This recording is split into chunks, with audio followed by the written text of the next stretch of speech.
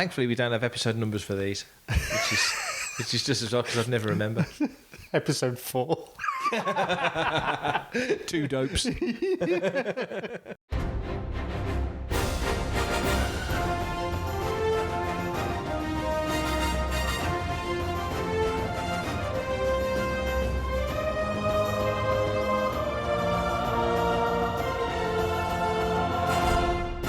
You are listening to Fantha Tracks. Fast ship. Never heard of it, William Paul? Should I have? It's the ship that made the Kessel run in less than 12 parsecs. What a piece of junk. Covering Star Wars vehicles in less than 12 parsecs, this is Start Your Engines. Don't get technical with me. Here are your hosts, Paul Naylor and Mark Newbold. You're listening to Start Your Engines. I'm your co-host, Mark Newbold, and joining me today is a man who I would politely say looks a bit like a Jawa. It's Paul Naylor. How you doing, man? Hey, now look, you're just picking up on that from what I told you. I know. You're teeny. I wish I was. How's things with you? Oh, I'm good, mate. I've just come back off holiday. I could do with going again. Oh, I know that feeling. You know when you get back and That's you the just best can't, kind of holiday. Yeah, but you just can't get back into things. Yeah. And you start. I'm being accused of being depressed. Really? Yeah, and that's me. You? Me. So I must really need another holiday. You must need another So there's holiday. a top tip, folks.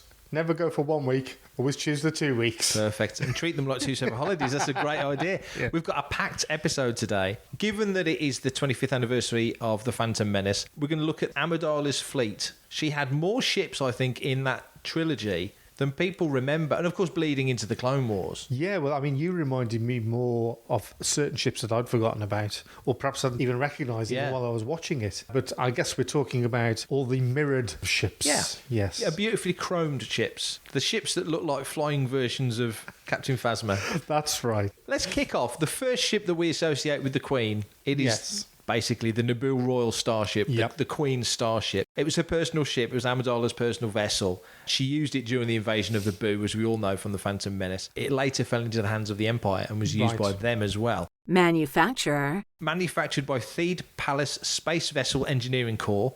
They built the space frame. Nubia Star Drives Incorporated built the internal systems. Model and class. J-type 327 Nubian. You may remember Watto mentioning I that. remember it well. When you saw that ship for the first time, because it was so strikingly different from anything we'd seen in Star Wars to that point. Yeah. Very Flash Gordon vibe of that ship, isn't it? Yeah, I mean, I think we'd probably seen a few making ofs, or certainly some photographic interviews with Doug Chang, who had obviously gone out of his way. And what he'd done is he'd sort of given it that, if it was 30 years prior to the 70s, what was en vogue, what was in, and it was very much this Art Nouveau sort of style. We'd previously had all the ships in Star Wars look very used. Everything from Naboo looked like it had just come straight from the factory. It was all very well maintained and looked after. So you'd got your little yellow and chrome Naboo starfighters. They were all beautifully sleek. You know when they used to do those American state shows? Yes. The World Tomorrow sort of show. They wouldn't have looked out of place there. So that's very much, I think, what Doug was channeling. The actual chrome ship itself, that must have been some feat to come up with that, because it's sort of like an advancement of what they did in Terminator 2, really, isn't it? That sort of chrome effect without having shadows and without having any reflections on it. I mean, obviously, it's 25th anniversary of Phantom, so we've all kind of watched it over the last little while, either on Disney Plus or hitting the cinemas if we've been lucky. Yeah. And you forget how well that ship sits in its location. Yeah. In the Theed hangar, it looks fantastic. You know, when you see it on Tatooine, all the reflections, as you say, 'cause it's difficult to get that right, isn't it? It was always a problem. Yeah, You know, absolutely. It's easy now with stagecraft for the actors with reflections and stuff, Yeah. but to do that 25, 27 years ago. Yeah, it'd be interesting to see how they deal with that now, with the technology that they've got now, with like the volume and stuff like that. Now, to us, 25 years sounds a long time, as it does to a lot of people. But it's a blink of an eye, isn't it, really? It's nothing, From really. the Phantom Menace being released, it feels like a blink of the eye. It's scary because when those vehicles came in, when those worlds, it was so fresh, it was so new. And this ship, I think, if you wanted to put your finger on a visual that says, yeah, we're still in the Star Wars galaxy, no doubt about it, that's definitely, and of course over the years we've got so used to it, but that's totally a Star Wars ship. But it's kind of the Millennium Falcon of the Phantom Well, it was, Menace. wasn't it? It was. It literally was. Yeah. But here's something totally new You're in that world, you're in that familiar location, but in that instance, it was 30 odd years before as opposed to 100 years with the Acolyte. Yeah. Technical specifications. 76 metres in length. It's a long ship. Got a sublight engine from Nubian Design Collective. Hyperdrive system. A class 1.8 hyperdrive rating, which means it's pretty nifty in hyperspace as well. And the hyperdrive system was a ×1 T14 hyperdrive generator, which is the thing that gets damaged when they're escaping Naboo, who gets hit by the Trade Federation fleet. Hull. It's finished with decorative, hand-polished royal chromium, which just sounds the biz. So this is the Bentley, isn't it? It's the Rolls-Royce. Yeah. It's a handcrafted vehicle. You can actually buy the ones that have got the aluminium. They are that mirrored look, that chromed look. So yeah, it's a stunning ship. I'm surprised that it didn't carry on further into it. I think what sticks in my memory from a toy perspective, you could buy the ship. Now, I went through a phase where I wasn't buying at the time, but it is one that I wish I'd got because it is quite a sizable piece, I think. It's huge. I think when it's all put together, I think it's about 3 foot. It's a really big piece. What I remembered most of all about the ship was, obviously, it was the first time, if we were watching it chronologically, that we see R2-D2. Yeah. To your knowledge, did R2-D2 and the rest of the astromechs, were they part and parcel of that ship? That's a great question because R2 was part of the royal household, if you like. Whether or not he was specific to the Queen's starship or whether he was just used on that mission, I don't know. But either way, of course, we know he distinguished himself. You know, Panaka identifies him as R2-D2 and away he goes. His legend has started. So interestingly, spinning off from that then, how long have astromechs been about in the galaxy? Well, they get a direct mention in Acolyte in that first episode. So they're at least 100 years pre-Phantom Menace. But it's a good point that you do see some really old astromechs. I mean, you see that really old one, weirdly, in Ahsoka. Yes. That's sort of watching Sabine whiz by. Yes. And don't forget BB-8's an astromech as well. He's just a slightly different design. But he's newer. Much newer. Yeah. So I think that astromech is kind of a catch-all phrase. Yeah, sure. Like protocol droid. Or car. or toaster. Literal washing machine, literally. Because watching Attack of the Clones, there's 3PO in his old claddings on the moisture farm. Owen knows that he's C-3PO at that point. And then 20 years later, a much older Owen meets a much shinier 3PO, but it's still C-3PO. Yeah. Now, 3PO's had memory wipes. Yes. You know, and you've got to assume that there's probably, I don't know, I mean, there could be numerous voices. We've heard plenty of voices for those protocol droids, male, female, whatever. But, that being said, you know, you think he'd kind of remember Owen more than 3PO would remember. Yeah. So there is that sort of attitude towards droids that comes through very much. So I don't know, it's a great point in relation to that. Navigation system. It's got a navigation system, a navigation computer. Armament. It was retrofitted with ion charges. Now, I would assume that is after the events of the Phantom Menace. Crew complement. Back to astromechs, it's got at least one pilot.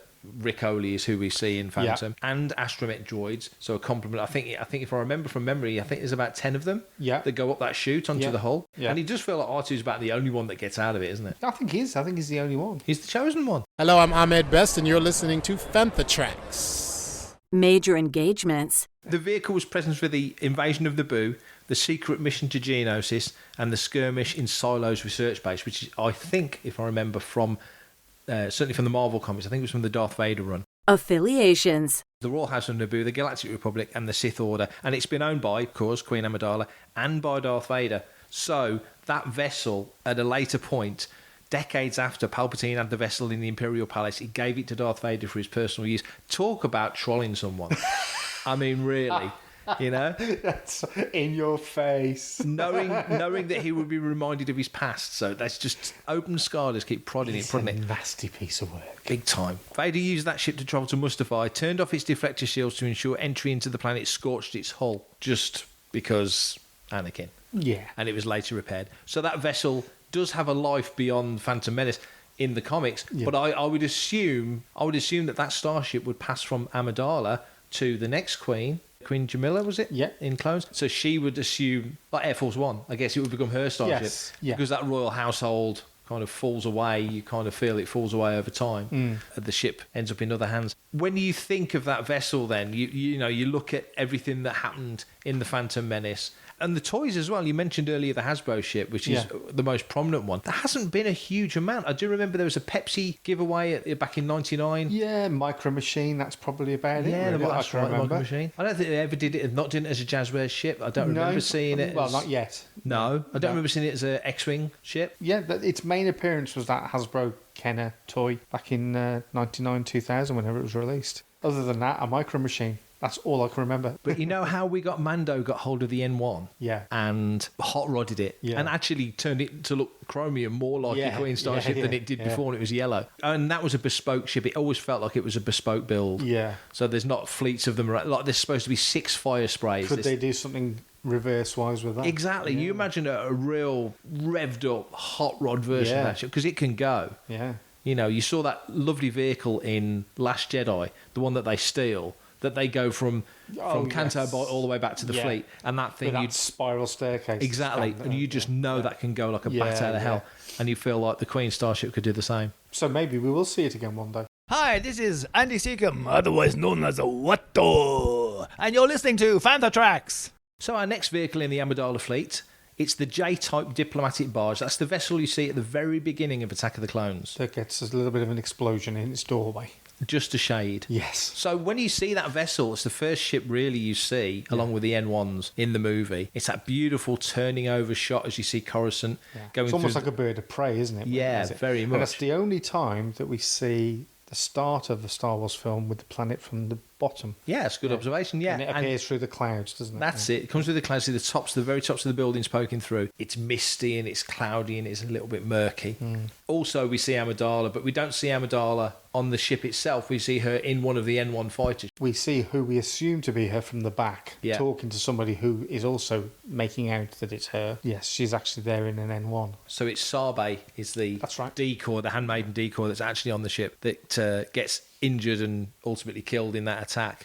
So it was the day of the Military Creation Act. So that's the day that they went back to Coruscant. So that's the day that the J-type and the N1s went back to Coruscant. The ship's destroyed, as you say, within seconds of landing, and it's Zam Wessel that's behind that explosion as well. That's some geeky backstory there. Well, thank you, Wikipedia, as always.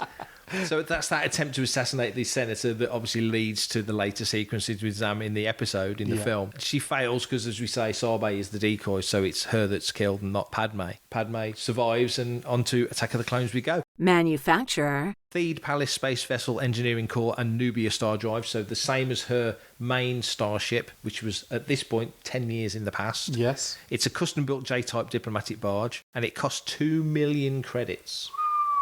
That is an expensive ship. That's a sweet ride. It is a sweet ride. Technical specifications. 39 metres long, so it's half the length of the Queen Starship. 91 metres in width, so it's a wide ship. It's much, much wider than it is long. Yeah. And 6.8 metres in depth. Maximum atmospheric speed. 2,500 G for maximum acceleration. 2,000 kilometres an hour in atmospheric speeds. Engine specs. It's got 4 J-type sublight engines, a class 0.7 hyperdrive, and interesting fact, which I don't think we've picked up or had on any of our vessels so far in this series, 80,000 light years of hyperdrive range, which is quite interesting. So our galaxy is 100,000 light years across. Yeah. So I don't know how big the Star Wars galaxy is in size, whether it's bigger, smaller, or similar. Oh, well, I'm impressed that you know that. Full of random crap. Geek. But But it sounds like this ship could pretty much go from one side of the galaxy. It's Han Solo's dream ship, isn't it? It's my dream ship. Hyperdrive system. 2 S6 generators with Nubian 288 cores, and it has incredible power outputs. At peak, its got 3 10-12 watt reactors and shields, 6 10-12 watt shields. So it's very powerfully shielded. It can go, but not so much if you put a bomb in the entrance to the ship. And that was the end of it. You never saw it again? You never saw it again. It doesn't get destroyed by the explosion, does it? A lot of it gets blown off. I can remember chunks flying Big across chunks the platform. come off. The hull of it falls and collapses on the landing platform. So I think you'd assume that it's pretty much spares and repairs. Spares and repairs. Watto's probably profited from that, although it doesn't look like he's profited from it when you see him later in the film. Hull. It's got chromium plating, as we mentioned earlier, very much like the Queen's. That's probably the thing that connects them all, apart from being built by Theed Palace Space Vessel Engineering Corps and Nubia Star Drives, which they pretty much all share. It's that chromium plating. Sensor systems. It's got sensor systems, it's got targeting systems, it's got navigation systems, so it's fully equipped for all of that. Countermeasures. Nothing overt other than a jamming system. So it can jam other systems' comms. That would help. But usually when you jam a comm system, that means you're going to attack. This vessel has no armament. No armament at all? Nothing at all. But it has a complement of 4 Naboo N1 fighters. So the N1s would do the fighting for it. Yeah. And we know it can get out of dodge really, really quickly. Are those normally stored on the ship? No, that's its wing. They would fly with it. Crew complement. It's got a crew of 5, 1 pilot, 1 co-pilot, 1 navigator, 1 communications officer, 1 shield operator, 5 astromech droids. So quite a few people on board, but it can be piloted with a minimum of 2 crew, so it can be done if you need less people. Passengers-wise, 4 diplomats and 6 guards. So it can carry a fair complement of people. I don't know whether it can sleep people on there. It's got consumables for a year, life support for a year. So if they get stranded... So you would assume that they could sleep on there? Probably could sleep. I've never seen a deck plan of this ship. No. Comm systems. It's equipped with communication systems. And finally, it's a diplomatic vessel. It's a yacht, essentially. Yeah. And its affiliation is the Royal House of Naboo. So I wish we'd seen more of it because it's a striking ship. Yeah. I mean, really, I suppose there would have been opportunities in the comic strips, etc., to have that introduced between the Phantom Menace and Attack of the Clones. Well, I think after Phantom, Amidala steps down as Queen. She's now a senator. Yeah. And there is that 10-year gap. So she wouldn't have access to the Queen starship. It would have gone over to... Yeah, to the new Queen. Queen She's Jamila. deferring to the Queen, isn't she? She defers to her as well. I don't remember or don't recall ever seeing any toys of this. I take it the only reason that they've put it in there is as a hint that it's connected to the Phantom Menace by the fact that it's a similar type of ship. I prefer the design of that to the one that's in Phantom Menace. It's just a good-looking ship, isn't it? It is a good-looking ship. It's more... dangerous than perhaps the one it's in the got that manta ray look, isn't it? Yeah. A bit like the Bongo. We're going to speed you away. For everything in one location, daily news, reviews, interviews, podcasts, video, and social media feeds, bookmark fanthatracks.com for Star Wars news 24/7, 365. So the next vessel in Amidala's fleet, it's the H-type Nubian yacht. So it was originally constructed for the royal house. It wasn't assigned to a member of royalty. It was instead given to Senator Amidala after that failed assassination attempt on Coruscant destroyed her J-type diplomatic barge. Vehicle usages. Naboo gifted her this vessel, a ship that would normally be kept for royalty. It's the smallest non-fighter craft in Theed hangars, primarily employed as a getaway vessel because they're faster than most civilian ships. And with Amidala at the helm, one of these vessels, even the N1 starfighters, had difficulty keeping pace. So it's really a pacey vessel. Nippy little thing. You saw her use it a lot in the Clone Wars. She took it to Geonosis in an attempt to rescue Kenobi, which is where the Clone Wars began. That's where you see the vessel in Attack of the Clones. It served her through the early years of the Clone Wars, took her to Ilum. She took it to see Zero the Hutt. She took it all over the place. Major engagements. That vessel had lots of issues, suffered many misfortunes. It was led into a trap near the Kalinda Shoals Medical Centre by Darth Sidious. They were captured by the Malevolence. That's in the Clone Wars TV series. Yeah. She set the engines to overload. The ship exploded, although Grievous escapes unharmed. She used another H-type to travel to Rhodia, so she had more than one. So, what happened to the I-type? I think Steve Jobs had it. Makes sense. I mean, if you sell somebody Pixar, what are you going to do? Manufacturer. So it was manufactured by Nubia Star Drives Incorporated, Theed Palace Space Vessel Engineering Corps. Model and class. It was a customised H-type Nubian yacht. Technical specifications. 47.9 metres in length, 8.1 metres in width, and 7.1 metres in height or depth. So not as big a ship. Not huge. But still a good size, 47 metres. I mean, that's the Falcon's 30 there or thereabouts, so it's a fairly big ship. Yeah, not very wide though. Not very wide. It's much sleeker, I think, given that it's got some speed. MGLT speed chart. Maximum acceleration 2,800 G. MGLT speed chart. 2,000 kilometres an hour. So hefty, fast ship. Engine specs. 2 Nubian Sosan 3 ion drives, primary and backup engines, and a hyperdrive rating of 0.9, which is really fast, really fast, and a range of 20,000 light years. So a much shorter range than the diplomatic barge, but if you want to use it to get out of town really quickly, you could. That will serve you well. I'm going to have to pay more attention to the prequels because other than that first ship, and then the one at the beginning of the Attack of the Clones, whilst you recognise them as being part of that same fleet, I couldn't really tell you what they look like. It's comforting to know that there's one there, Yes. but you don't look at the detail of it. Absolutely. Yeah. It is weird in that the hero ship in Phantom Menace is the Queen Starship. That's definitely the primary vessel. Yeah. But like you say, when you get to Clones, there isn't so much of a primary vessel. I mean, the vehicle that stands out most in Clones to me is Slave One. Because you're finally seeing Django, or finally seeing Boba, young Boba in Slave One. Yeah, I suppose that and the Jedi Starfighter. And the Jedi Starfighter, yeah. The first incarnation of them, yeah. You know, and you do see the Queen Starships in Clones, but I mean, you open with the diplomatic barge. Yeah. You finish the film with her in this vehicle, the H-type. They're not in your face like they were in the original trilogy. The vessels were right in your face, weren't they? You could have come out of the cinema as a kid and drawn pretty much all the ships that you'd seen. I challenge kids to have come out of Phantom Menace and have done the same. Yeah. And Attack of the Clones. Yeah. Different ethos, though, wasn't it, of design? Yeah. But also, I don't think the relevance of them was placed so much on the ships. It was more about the people.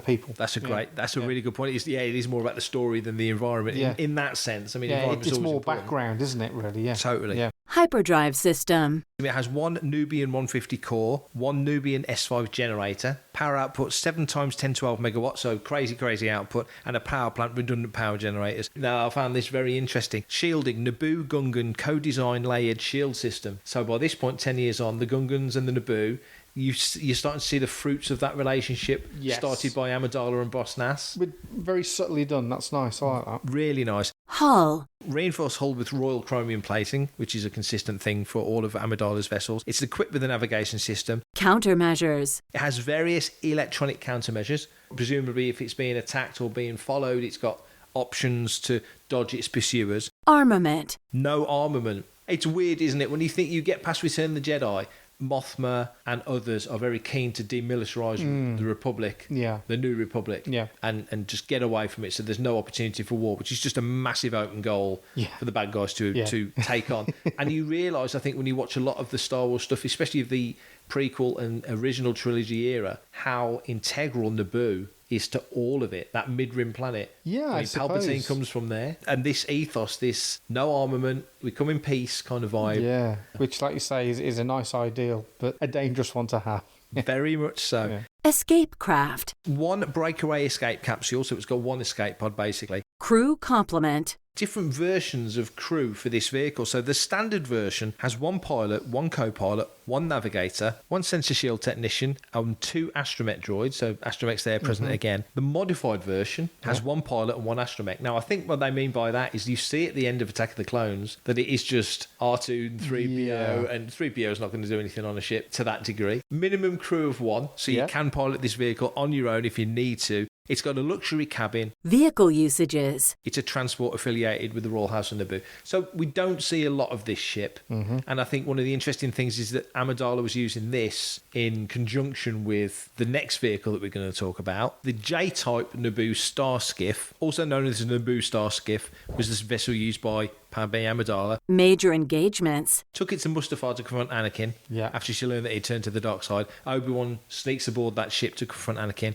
And when he emerges from the skiff, that's when Anakin believes that Amidala's betrayed him. Exactly. Oh, that was just like him in the film. Oh, I know. And force chokes her. And after defeating Anakin in the duel, Ben transports her in the skiff, takes her to Polis Massa, and that's where she gives birth to Luke and Leia before sadly passing away. Manufacturer. Theed Palace Space Vessel Engineering Corps. It's a J-type Naboo star skiff. Maximum atmospheric speed. 1,050 kilometres an hour, a hyperdrive rating of 0.5. It's equipped, as obviously, with a hyperdrive system. Armament. It has 2 laser cannons, so this vessel does have armament to some degree. Affiliations. And it's affiliated with the Royal House of Naboo, the Galactic Republic, and later the Galactic Empire. So that's really all we've got on the Naboo star skiff. But given where it is, what happens, this vehicle, you would argue, more than any other, maybe apart from the Queen Starship, has a huge place in history. Absolutely. I mean, the fact that Obi-Wan sneaked on board, it actually looked quite a small ship before it got to Mustafar. And then when Anakin and Padme are having a bit of fallout, and then you see Obi-Wan on the steps, all of a sudden it looked a bigger ship to me. I don't know whether it was intended to do that. I know exactly what you mean. Whether it was because it was filmed upwards towards him. I don't know, but it just seemed a bigger ship than the one that had left the other system to get there. Hi, this is Hugh Quashing. I've had great pleasure in recording this interview for Fan for Tracks. The fact that it got some sort of weaponry on it as well is an interesting development. I suppose that you're right at the end of the Clone. I mean, essentially, It's starting to sense a little bit of the need. The need for it. Yeah. And the Clone Wars is finished by the time you see that whole sequence at the end of Sith. You know, Battle of Coruscant pretty much ends it. Anakin's there to take out all the Trade Federation, the Techno Unions, taking them all out. He's turning off the droid control ships. Yeah. Now the Empire's completely in control because Order 66 has happened and the clones are in charge. So that war has ended. Still one of the cleverest... It's genius. Ideas ever. And it's still unfolding. Set loads of people against each other because it doesn't matter. Whoever wins, they're your team anyways. Yeah. But it's still unfolding all these years later and adding detail. We're getting detail through Bad Batch, which I'm going to miss forever because I thought it was brilliant. Should have carried on for years. You know, more recent episodes, obviously, of Clone Wars. Yeah. And even in the books and comics, Palpatine's master plan isn't just about taking over the Republic and wiping out the Jedi and making sure that the Sith prosper and that he prospers with it, which plays out way down the line in Rise of Skywalker. And I'm sure whatever comes out next, it'll add an extra layer to it again. I'd love to see something where, in a sequel era, that they investigate the history of it. Yeah. And perhaps bring something out that we never spotted or weren't introduced to. Yeah. For example, the Jedi texts, that was quite cool when we saw those. I mean, we'd heard of the Journal of the Wills exactly that. way back. Literally, yeah. But for these ramshackle, effectively diaries, it was more like something you'd expect to see Indiana Jones with. Oh, the Grail Diary, totally that, yeah. So I'd like to see that, and maybe not flashbacks, but just sort of like an archaeological sort of attempt at sort of digging up the past. And just on that point, you talking about those books, that scene in The Last Jedi when Luke's like, he's going to burn the tree, he's going to burn it all down, let's just get rid of all of it. And Yoda's very loosey-goosey, isn't he? He's like... the page turners. Exactly. Not exactly page turners, were they, kind of line, which is quite funny. But you think that he's been around for all that time. To me, anyway, I always felt like he'd read those books inside out and literally, given that it's Yoda, who can't talk in a straight line anyway, read them back to front. So he's dragged everything he can out of those books. Yeah. But it's only from his perspective. And here's Luke, who's not a kid at this point, he's in his 60s by this time. But still whiny. Still whiny, totally still whiny. He never got those power converters, did he? He never did. So he's still got that sort of chip on his shoulder and a thing to prove, even though he's years beyond the passing of his father and presumably the death of Palpatine, which of course we know isn't the case. Yeah. But nevertheless, all these different perspectives still all these years on the Force and the meanings and what it takes to make it all work and such. So you're right. I think to look at those books would be really important. And just to go back to the J-type, given that you've had this clash between Anakin now, who's turned, he's not Anakin anymore, he's Darth Vader. He's literally been invested as Darth Vader. He's about to lose all the limbs at the end of that fight with Ben. But that vessel takes... Actually, thinking on it, it is 3PO that's flying the vessel. I think it is. Because Ben's in the back with Amidala. Well, then you see a scene after he's chopped off Anakin's limbs, or Vader's limbs. Yeah. He goes back to the ship, and it's before the babies are born. Yeah. You see him looking really disturbed and upset in the cockpit with 3PO clearly flying the ship. Yeah. That vessel... Because it's not only getting Ben away, who's going to be a huge part of the future of the Jedi, and Amidala with the twins, who are the future of the Jedi. Yeah. What an important vessel. It very much goes to what you said earlier, that I've never considered, that the vehicles in the prequel trilogy are almost part of the furniture, like the locations are, even though they're gorgeous. They're all gorgeous locations and beautiful but ships. They aren't given the character that they got in the original trilogy. The Falcon is very much a character. It's totally a character. And X-Wings are certainly characters. You look at that scene in Andor, going down that valley, when you hear just the menace of that thing. And yet they're disposable. They're pins, aren't they, in a bowling alley? That was the beauty of Andor. It didn't overuse the tech. No. So you saw that, and then you also saw that incredible scene of TIE pilots getting into the TIE fighters as well, which was amazing. But it was treated with such sort of like, oh yeah, this is just happening. But because Andor is so down to earth, when you see some tech like that, when you see some proper callbacks, it means so much, doesn't it? In the prequel trilogy, because they just throw everything at you, it all blends into the background. And there's nothing to call back to, is there? No. In the original trilogy and everything beyond it, you can call back to the prequels if you want, like Mando has with the N1. Yeah. There's nothing to call back to in that era. And like when you get to the Book of Boba Fett, when you get Slave One again. Yeah. I mean, that's amazing, isn't it? Yeah, massive. When you get to the sequel trilogy, the first time you see the Falcon, especially when you see it sort of flying around and zooming around the wreck of that Star Destroyer, is incredible. Yeah. We shouldn't dwell on it too much because it's not about this. Sure. But my one thing about the sequel trilogy that they should have done is there should have been something different than TIE fighters and X-Wings. Wouldn't it have been cool to have seen loads of these type of ships? Loads of these chrome-style ships? Because then that would have linked that then to the prequels, and that would have gained them more relevance as well. I think one of the thought processes was that, and we are going off on the tangent, was that you would have seen vehicles that the galaxy had kind of stalled, and that new stuff wasn't really being built. And the X-Wings that you see Poe fly, for example, the T-70s, the New Republic at that time had gone on to have like the next model beyond that. Yeah. And the vehicle that you see Poe and Black Squadron and Blue Squadron fly are like the cast-offs from the New Republic. They're not the latest ships. Because Luke's is a T-65? T-65. Yeah. So, you know, you're so many generations on. It would have been cool to do something different. Yeah, definitely. I think so. Because they went for all the familiar silhouettes. Well, I mean, we even got newer versions of the Y-Wing. And Yeah. it's just like, give us something a bit different. Next time they do something that's set beyond Return of the Jedi. Well, maybe this Rey film could be the one that pushes it. Hopefully it gets made. Hopefully it gets made. But for now, check out the vehicles of Queen Amidala, because initially you would probably think of, obviously, the vessels that we've talked about. Some of them, you might not realise that they were different vehicles. The vehicle in Attack of the Clones is not the vehicle that's in Revenge of the Sith. I must admit, at first I did think that it was one and the same. And it was only really on sort of second viewing, thousands of viewing, yes. Quite clearly the one at the start of episode 2 is not the same one that's in episode 1. Thanks for listening to Start Your Engines. If you want to be a part of the action and stay updated on all the latest Star Wars news, visit fanthatracks.com and be sure to comment, like and share on any of our social media feeds at Fanthatracks.